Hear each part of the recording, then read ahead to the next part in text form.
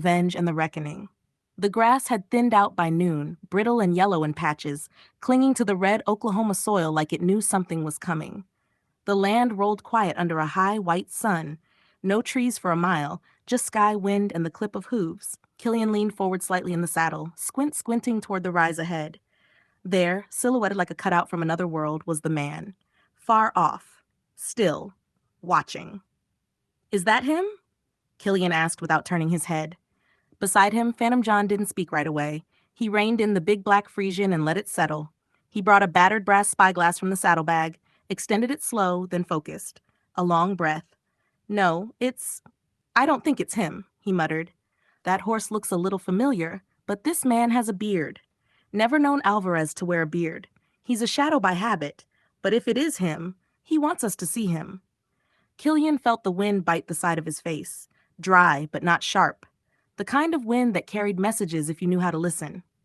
"What do you think, Phantom?" he asked. Phantom John collapsed the spyglass. "Well, if it were him, I'd have to wonder why. He should be several days ahead of us." The silhouette turned its horse sideways and began riding slow along the ridge, keeping its distance, but not hiding. Phantom John adjusted his coat, checked the Whitworth slung across the saddle. "We'll keep riding, see if he'll track us." They moved in silence for half an hour. Phantom John led them across a low draw, around a dry creek bed, and up a gentle rise that overlooked a burned-out cabin. Killian saw it then, half a wall still standing, scorched earth, and a body lying in the weeds. Too stiff to be fresh, but not more than a day old. Phantom John dismounted. He rolled the body over with his boot. They could clearly see a bullet hole in the back of the head. "You reckon that was Alvarez?" Killian asked. "Hard to say," Phantom replied. "But we ought to bury him. We'll let the local authorities know the next town we hit." 1 week later, near the mission at San Miguel. The dust had settled into their clothes by now. Killian's boots were cracked with it. Phantom John's coat lined in a fine red powder. They rode slow past the sun-bleached adobe of the old Spanish mission, its bell long silent, its steps worn by time and sadness. A priest stepped out to meet them. Thin, dark-skinned, with deep creases around his mouth like he'd had too little happiness in his life. "You're looking for someone," the priest said in Spanish-tinged English. Phantom John nodded. "You seen a rider, lean, long in the leg, carries himself real alert-like? Dark hair, generally doesn't have a beard?" The priest nodded. "He came through 2 hours ago. Asked about the trail to Las Piedras. Had a gray horse with one white foot. Said his name was Miguel, but I think you know better." Phantom John's jaw worked once. Slow. "Yeah, that's him." Just after dusk, Las Piedras. They found the horse first, tied behind a saloon that leaned into the wind like it had given up. Gray mare, white foot, tack worn but clean. Alvarez had stopped running, or maybe he thought he was far enough ahead to breathe again. Killian leaned against the post beside the horse, arms crossed, eyes on the back door. Phantom John stood in the shadows, silent, rifle across his back. Inside the saloon, piano music rattled, off-tune and lazy. Laughter spilled out with the smell of whiskey, tobacco, and worn-out men. They waited. An hour, then 2. The door swung open. A man stepped out, dark coat, hat pulled low, beard he hadn't worn before. He didn't look up. Didn't see Killian until the barrel of Killian's revolver was pressing against his ribs. "Evening, Miguel," Killian said. Phantom John was already behind him. Alvarez froze, then sighed. Knew it was coming, just didn't think it'd be today. And then, like a flash of lightning, he spun his elbow, catching the gun and knocking it from my hand. I stumbled back. Couldn't believe he'd made such a fatal mistake. Alvarez had shucked his iron that fast. I didn't even see the movement. I thought I was fast. I knew now I'd been overrating myself. I didn't like looking down the barrel of a Colt 45. I could see the end of those brass cartridges, and I knew any one of them would punch a hole the size of a marble through my brain. I froze, then swore under my breath. "Well, hell, you're faster than advertised." Alvarez winked. "You think I lived this long by being slow? Not likely," I grunted. "What are you? A bounty hunter?" Alvarez asked. "Nah, not a bounty hunter." "Then what the hell are you doing, sticking iron in my ribs?" Alvarez bellowed, looking around nervously. "Just playing hell with you," I grinned a little. "Like hell." Alvarez exploded again. "Stick a gun in a man's ribs and you expect not to die?" I kicked the dirt. Well, I never said I didn't want to die. I was buying time. I knew Phantom John was in the shadows. Alvarez gave me an odd look. Committing suicide, huh? I just grunted. Alvarez poked me with the barrel of his Colt. Get going. That way. He waved toward his horse. I saw Phantom John sliding along the other side of the hitching rail, right across from Alvarez's mount. I walked toward the rail. Stop right there, Alvarez barked. I'd kill you, but I don't need a posse on my tail. Walk over beside that saloon and stand face first against the wall. Actually, get on your knees, face forward, hands above your head, palms flat on the wall. First, come here. I walked toward him. He rifled through my jeans, checked the small of my back, and pulled out my .32. Ha! He said. I figured you had another one.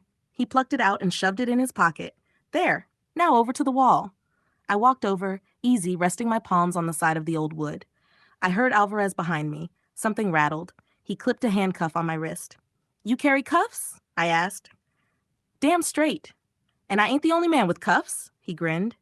Then he reached up and clipped the other end of the cuff around the rafter tail about 2 feet above my head. Give me a chance to get clear, he said with a grin, then gave me a hard, swift kick in the ass. Damn you, I muttered. Alvarez was already clear, untying his horse from the rail. Then I heard Phantom John. Alvarez, one flicker and you're a dead man. I got a rifle on you. But Alvarez didn't hesitate. He stuck the gray with his big Spanish rowels. The horse squealed and was gone like a shot. I heard Phantom John's rifle crack. I looked over my shoulder, but Alvarez was low over his horse's withers and didn't appear to be hit. I heard Phantom working the lever of his Henry, then an explosion, one more shot, but it went wild. John, get over here, I yelled. I could hear him swearing under his breath. That dirty dog. I've never seen anyone with nerve like that. I had my rifle right between his eyes, and he just plumb sent me back when he stuck his meat hooks in that gray. I never dreamed he'd try that. Phantom came over, huffing. He looked at me, then went back to his horse, grabbed a hatchet from his small camp bag, came back, and started hacking at the rafter tail. By this time, the back door had opened, and 4 or 5 men were outside, asking what was going on. Phantom said, I'm a Texas Ranger contractor, and I was hunting that man that just left. Name's Alvarez. You boys know him? They all looked at each other. Nope, first time we ever seen him. Well, he's a stone-cold killer, Phantom said, and he gave us the slip, made us look stupid. You boys want to ride with us? I need a posse to go after him. Nah, the first man said. The words were no more than out of Phantom's mouth when we heard the rapid firing of a Winchester in the exact direction Alvarez had left. We heard 1 return shot, then 2. Couldn't have been more than a couple 100 yards away. We listened in the silence. Phantom John hallooed, What's going on? No answer. We waited 5 minutes, then 10, and we heard the clapping of a horse. We heard a man swearing, and then here comes a big black horse out of the darkness leading Alvarez's gray, Alvarez running along beside, handcuffed to the pommel. Well, nice to see you, Alvarez, Phantom John grinned. Alvarez swore. What happened, stranger? John said, looking up at the rider on the black horse.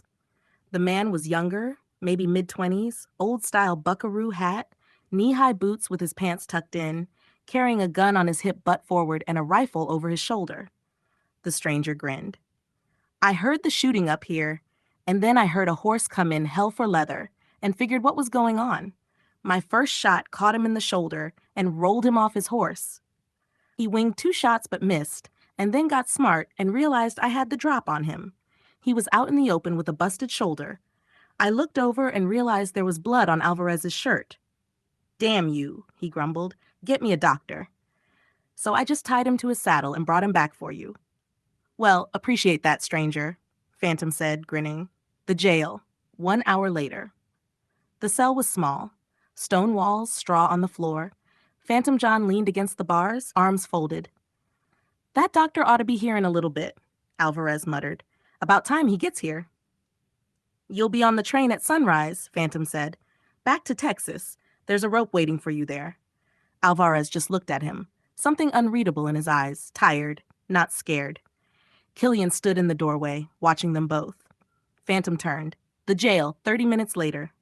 The door burst open, and in came a young doctor, carrying a satchel and a briefcase. I hear you got a gunshot wound to take care of. The jail was dim and stale with the smell of old sweat and stink. Phantom John had locked Alvarez in without a word, after briefly talking to the sheriff and making a promise to put him on the train come dawn. Phantom muttered, "He's over there in the cell," pointing toward where Alvarez was nursing his shoulder. The sheriff went over with the keys to unlock it and let the doctor in. I lingered near the door, arms crossed. I hadn't spoken since the arrest. Alvarez sat on the edge of the cot, elbows on knees. He looked up finally, narrowed his eyes, and let a slow smile curl. "You're Benjamin Burke, ain't you?" Killian's stomach tensed. He didn't answer. Alvarez stood. "Yeah." Thought I recognized that look. Cold eyes. Saw it once before, years back, on a different face maybe, but same damn man. You were with Short and his brother, blamed for the Calico Ridge killings. Phantom John shifted in the shadows, but didn't move to interrupt yet. Killian stepped forward. "That was another life." "No," Alvarez said. "That was you. You want to ride around with names like Killian and wear that black coat like some righteous ghost, but you're a killer just like the rest of us." "Here," the doctor said. "Let me look at that shoulder." "Hold on, Doc," Alvarez snapped. The words sat in the room like oil on water, ugly and untouchable. Killian felt a flash of anger. "If I were you, I'd watch my mouth." But Phantom John stepped between them, firm. "Easy," he said. "He's locked up, and he ain't worth the lead." Killian's jaw worked. He looked at Alvarez, who stared back with a sick grin. Then he looked at Phantom John, really looked. "I should have told you sooner," Killian said. "My name was Benjamin Burke." Phantom John nodded once, slow. "I heard the name Benjamin Burke more than once, had him pegged as being more of a man who packed ghosts with him than a killer. Appears I was right."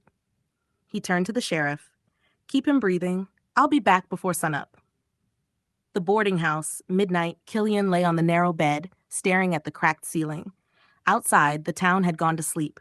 He didn't light a lamp, didn't take off his boots, just lay there, eyes open, replaying a name that he was always afraid might bring him grief. Benjamin Burke. Well, in the morning he would move on. Benjamin Burke was dead. He was Mark Killian now.